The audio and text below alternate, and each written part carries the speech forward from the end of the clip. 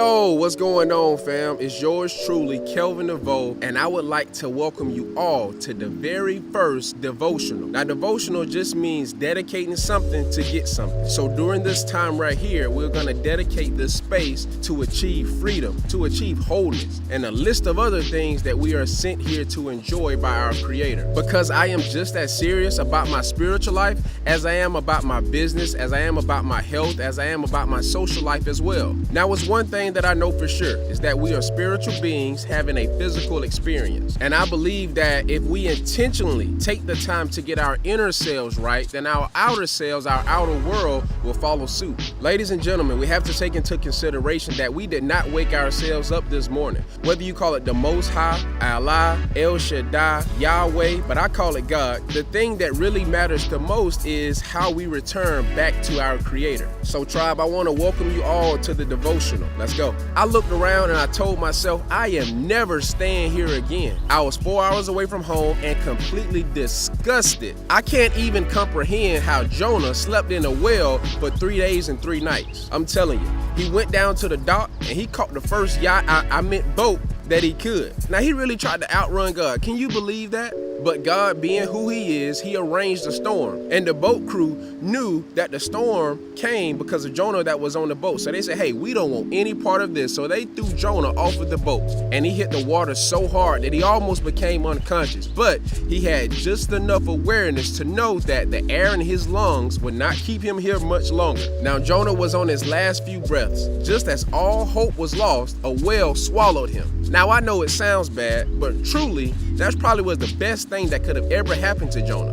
And after being in the well for 2 days, Jonah finally decides to pray. Now, you have to keep in mind that Jonah's prayer comes at one of the darkest and most uncomfortable times in his life. But as he prays, this is what he realized. Just because you go down, don't mean that you're gonna drown. God arranged that storm to humble Jonah because he wanted Jonah to work in his will, not for his selfish reasons. God knew that the whale was going to take Jonah to the bottom of the sea because that's where whales travel, but he did not intend on leaving Jonah there. I want you all to know that God, he will meet you where you are in your fight. The crew members, they threw Jonah overboard. So to the natural eye, for the person that only thinks about now, it was over. It was a wrap, completely done for. But God is the type of God, he will free you from whatever has you in bondage. Whether that's your job, whether that's a cycle or a pattern of habits, whether that's your thoughts, relationships, or a host of other things. I want you all to be mindful that power is born in darkness. And the second thing that I want you all to learn from the story of Jonah is what a wise man by the name of Deveaux told me. And he said, mean what you say and say what you mean.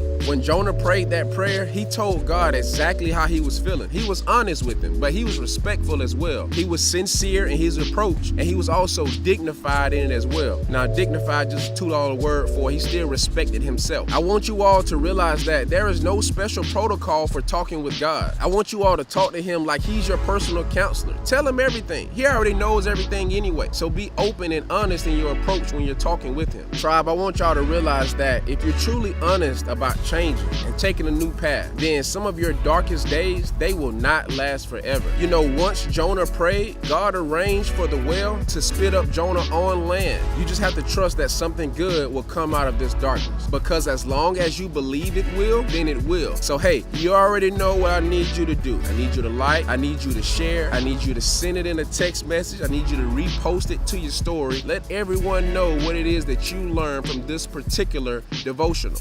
So hey, ladies and gentlemen, this is yours truly, Kelvin Deveaux, saying tough time don't always last, but tough people do.